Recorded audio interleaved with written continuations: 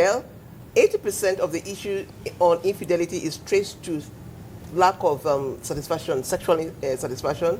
This is Christopher from Jos, Plateau State.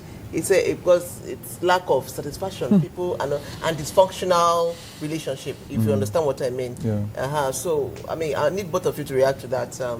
Let's start with Temple.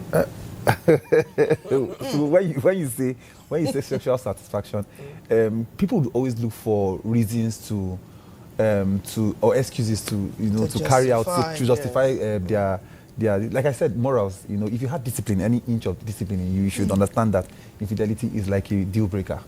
Usually, where we're in Africa where for the men.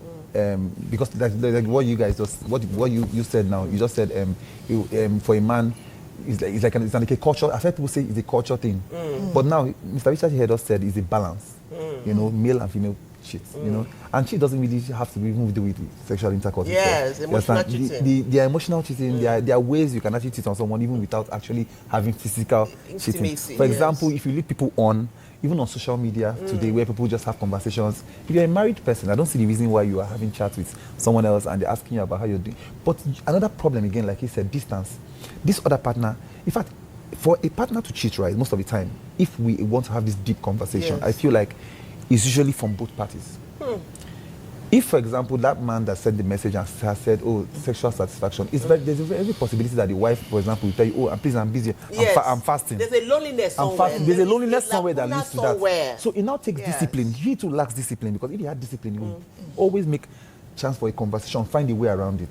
So you are just found an excuse to go out. So you are not absorbed of the offense itself. The only difference here is that this person had incited the reason why you had done the action. You understand? And ignorance of the law, they say, it's not an excuse. It's not an excuse. Ignorance factor is not an excuse. That. So if you have an issue as a person, you understand, you don't begin to say, oh, because I'm going through this, I put this on somebody. It's your fault. Take responsibility. People take responsibility. So the moment people take more responsibility for their actions, then just like he said, you have to have a conversation and be sure that you actually have done this thing and the reason why, and show reasons why you have changed. But usually there's always a crack. Once there's infidelity, there's always a crack. So even if the person forgives you, do they forget? That's the question. What? So people forgive, but they don't forget. Let's not go into the Bentley and Lincoln Lamborghini and A-class forgiveness. Exactly. Let's try.